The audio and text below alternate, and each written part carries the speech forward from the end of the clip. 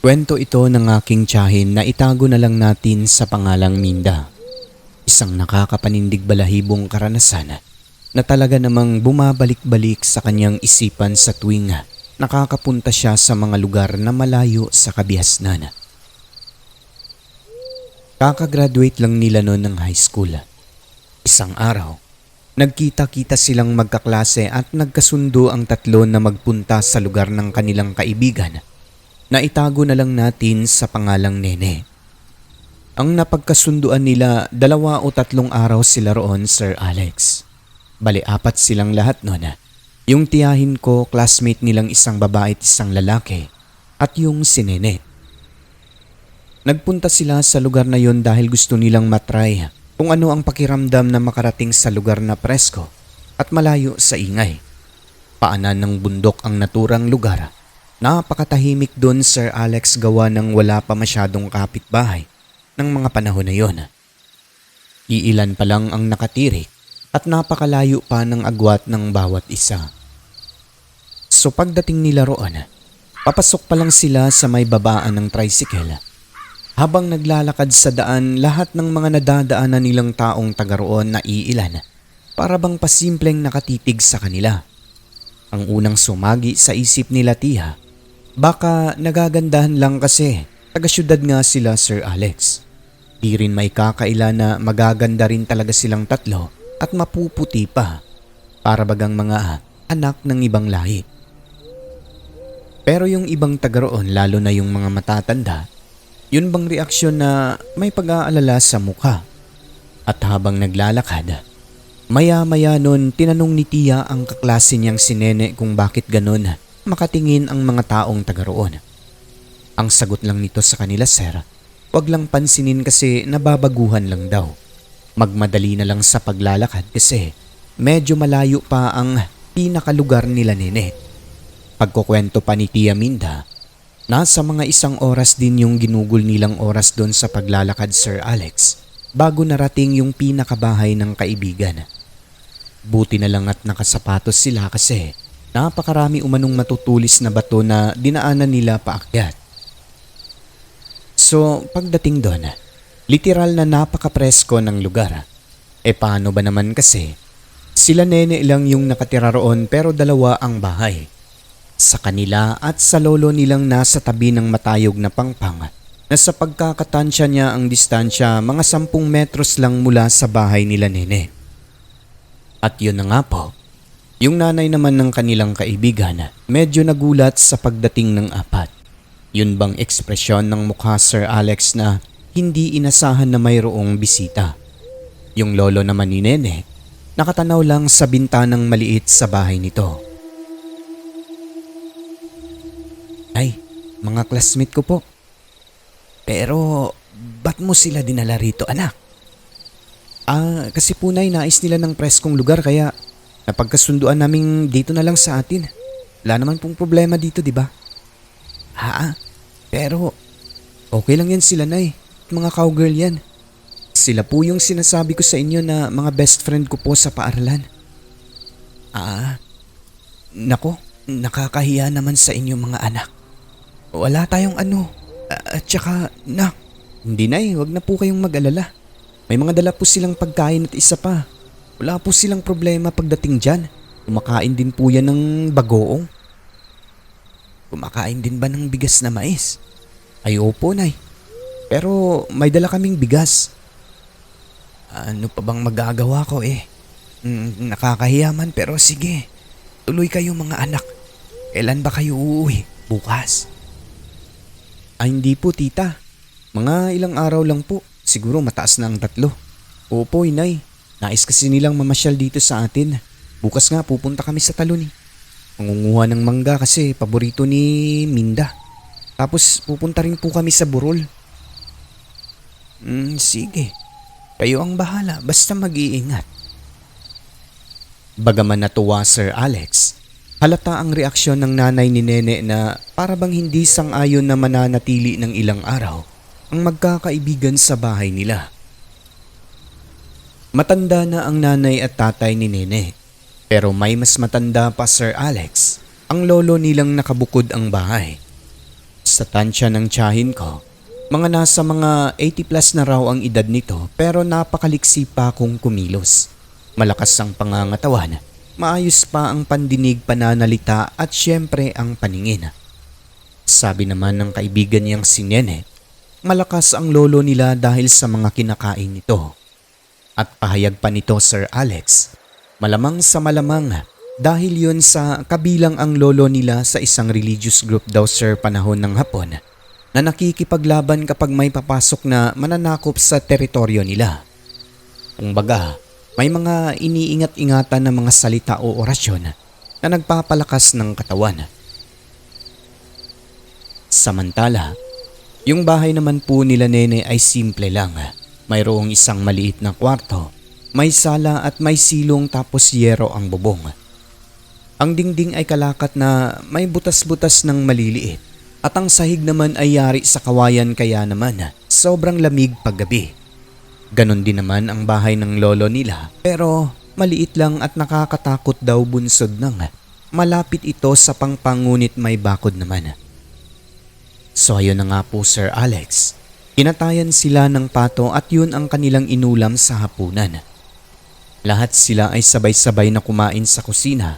Maliban sa lolo ni Nene kasi gulay lang daw yung kinakain nito. Kumakain naman ng karne pero may sinusunod umano na araw. Sa sobrang gutom ng magkakaibigan ay talaga namang naparami ang kanilang kain nun. Buhat ng masarap din ang luto ng nanay ni Nene. Matapos nun, nagkwentuhan sila sa labas ng bahay. Pagkakalarawan pa ng aking tiyahin, napakaganda raw doon Sir Alex kasi napakalamig ng klima at talaga namang nagfa-fogs pa. Nasabi na lang niya nun, kaya pala maputi ang kaibigan nilang si Nene ay malamang dahil sa klima roon. Napakapayapa lang, wala kang ibang maririnig kundi ihip ng hangin at nag-aawitang mga ibon, lalo pat walang kuryente ang lugar na yon. Pero kung ganun kaganda at kapayapa sa araw, kabaliktara naman po sa gabi. Paano ba naman kasi? Unang gabi pa lang nila roon Sir Alex maliban sa mga kuliglig at kung ano-anong insekto, may naririnig din silang kakaibang huni. Isang tinig na parang nagmumula sa kabilang bahay o sa bahay ng lolo ni Nene. Hanggang sa mayroon silang natuklasan. Nang gabi na yun Sir Alex ay sa kwarto silang lahat natulog habang yung mga magulang ng kaibigan ay sa sala. Nais nga nila nung sa sala rin kaso ayaw ng mga magulang ni Nene doon lang daw sa kwarto para hindi madistract sa pagtulog ang apat kasi lumalabas siya ng kusina tuwing madaling araw para mangihi. So heto na nga po Sir Alex. Alauna ng madaling araw, nagising ang tiyahin ko kasi may nauulinigan siyang kaluskos sa dingding ng kwarto nila sa may paanan banda kung saan may butas na maliit. Ang sukat daw nun Sir Alex, mga 5 piso na barya ngayon. Basta maliit lang talaga na butas. Meron namang lampara sa kwarto kung kaya naaaninag niya ito ng konti. Ilang sandali lang ay nasilay niyang may gumagalaw sa labas Sir Alex. At ang unang sumagi sa isip niya, mga daga lang na pabalik-balik doon, ginawang daanan kung kaya. Bumangon si Tia Minda at tatakpan niya sana. Ngunit pagkalapit niya Sir Alex, nanlaki ang mata ng tiyahin ko at napabalik sa higaan. Dahil yung nakita niya ay hindi daga, kundi para umanong kung anong nilalang na nakakapangilabot kasi para itong mata na mapula. Ayaw niyang makadistorbo sa iba kasi nga alauna pa lang ng madaling araw nun kung kaya humiga na lang siya balik at nagpagitna sa mga kaibigan pagkatapos ay nagtalukbong ng kumot. Hindi niya namalayan nagising pala ang nanay ni Nene nun kasi alam niyo naman ang mga bahay na may silong sir, umuuga talaga yan ng konti o mararamdaman sa kabila kapag maglalakad o kaya'y uupo ka ng pabigla. So ayun na nga po. Tumayo ang nanay ni Nene at sumilip sa kwarto tapos nagtanong kung may gising kasi madaling araw pa. At dahil sa boses ng ina, nagising yung ibang mga kaibigan ni Tia. Sumagot naman ang tiyahin ko nun sir at sinabing nagising siya kasi may nakitang parang kung anong bagay o pula na naninilip sa may butas ng dingding.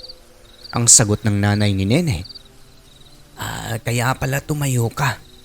Hayaan mo lang yon. Daga lang yon, anak. Dumadaan lang yan dyan. Teka, tatakpan na lang natin para hindi ka na matakot.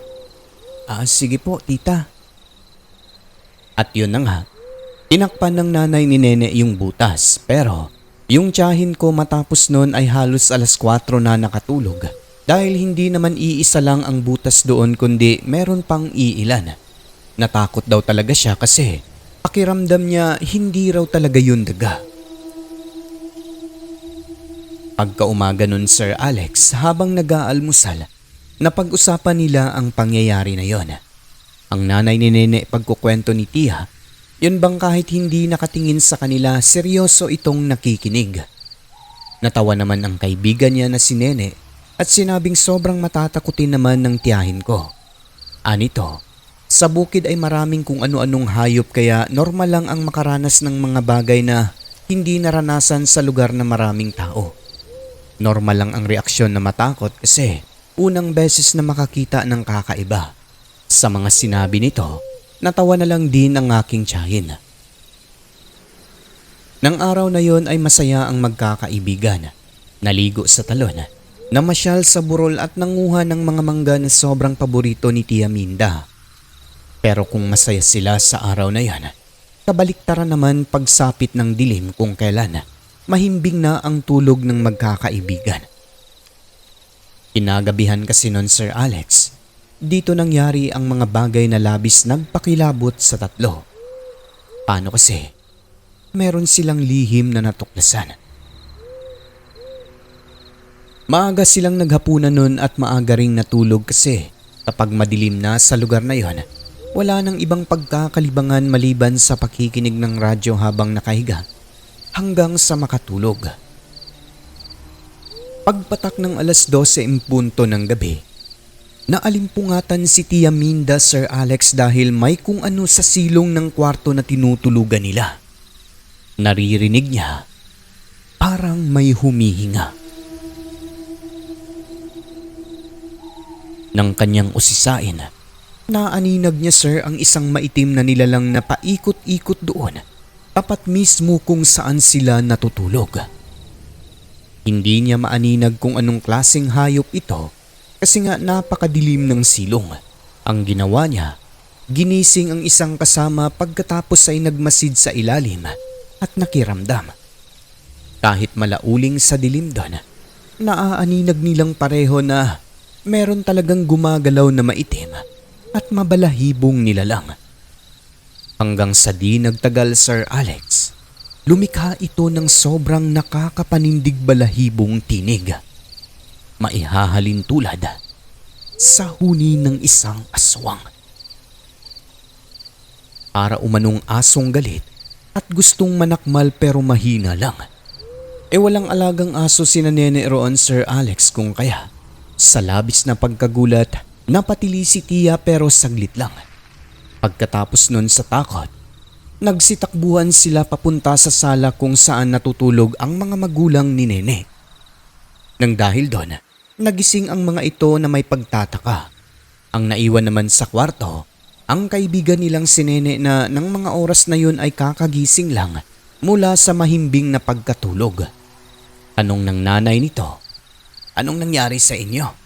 "Tita, parang may aswang po sa silong ng bahay. Sa may kwarto." Pagalit naman na sagot ng tatay, "Hindi aswang yan. Aso lang yan eh. Nagala kayo naman. Pati kami naalimpungatan." "Pasensya na ho, tito. Natakot lang po kami." "Hindi aswang yan. Sige na, pumasok na kayo." Sagot naman ni Nene, "Tara na Minda. Uy, walang aswang. Aso lang yung narinig nyo kanina. Tara na." So, bumalik na sila sa loob ng kwarto Sir Alex at humiga. Mabilis humiwalay ang diwa ni Nene pero ang tatlo ay hindi na nakatulog uli. Ang ginawa na lamang nila, nagmasid at nakikiramdam sa paligid. Makaraan pa ang ilang minuto, Naulinigan nilang nag-uusap ng pabulong ang nanay at tatay ng kaibigan at nabanggit daw sir ng mga ito ang pangalan ng matanda sa kabilang bahay o yun pong lolo ni Nene. Ang narinig nilang sinabi, mga katagang ning tukar na pud ang tiguang. Ito'y wikang Bisaya na ang ibig sabihin sa Tagalog. Sinusumpong na naman ang matanda. Sa narinig ay naghinala na kagad ang magkakaibigan at hindi na talaga nakatulog. Kutob ng tatlo, aswang ang lolo ni Nene. Makalipas pa ang 1 oras, narinig naman nila ang hingal sa labas. Sa puntong yon, naramdaman ng tatlo ang dahan-dahan na pagtayo ng nanay ng kaibigan sa sala at lumabas ng bahay. Nang silipin nila sa butas Sir Alex ng dingding, sa maniwala kayo o hindi, kahit madilim, nasilayan ng tatlo na may kinakausap ito sa labas na parang hindi nila nakikita. Hanggang ilang sandali pa, may tumayo at walang iba kundi ang lolo ni Nene, na nooy walang kasuotan at parang basa ang buong katawan sa langis. Pinakausap ito ng nanay ng kaibigan nila, pinapabalik sa bahay at dahan-dahan na hinila. Ang nakakatakot pa Sir Alex, narinig nilang sinabi ng nanay ni Nene na huwag sige lapit sa mga bisita dahil mga kaibigan ito ng apo niya at natatakot na. Sumagot naman ang matanda at parang sinabi nitong tumitingin-tingin lang naman daw siya. Nang dahil sa pangyayari, nasaksihan mismo ng tatlong magkakaibigan na aswang ang matanda. Kahit takot na sila ng mga oras na yun Sir Alex, hindi lang nagpahalata.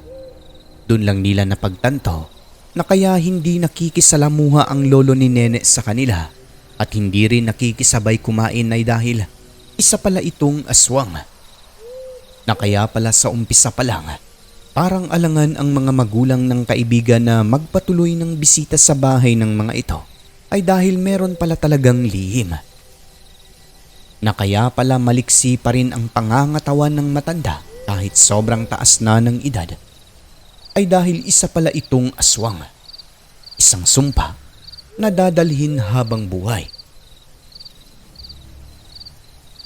Kinabukasan noon ay nagpasya ng umuwi ang magkakaibigan. Hindi na nag-imikan kasi may natuklasan. Nakauwi naman po sila ng maayos at walang naging problema Sir Alex. Pagkukwento pa ng tiyahin ko bago sila lumisan sa lugar na yon, humingi raw ng paumanhin ang mga magulang ni Nene dahil hindi sila nakatulog ng maayos doon. Dagdag pa na sabi nito, may mga bagay daw sa mundo at pangyayari na mahirap ipaliwanag. Mga bagay na kahit siyensya ay hindi makakapagbigay ng malinaw na kasagutan. At yun na nga po Sir Alex, pagka-uwi ng bahay doon nila tinalakay ang tungkol sa mga nangyari.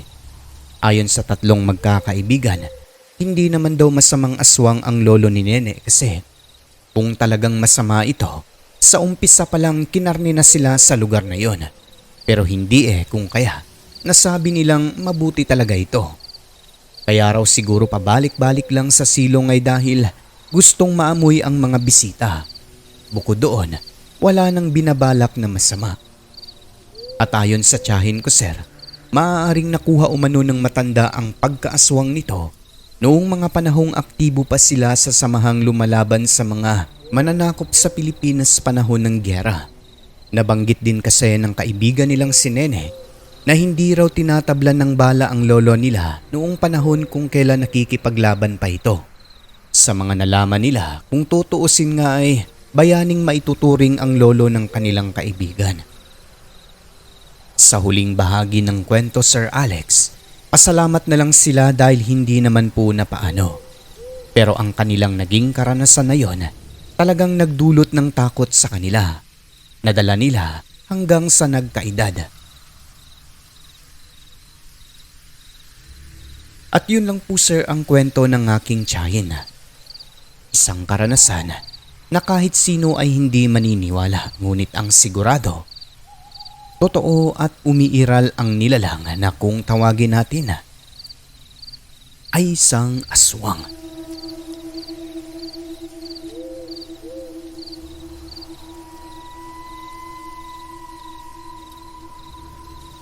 Hanggang sa muli, Analiza ng Mindanao.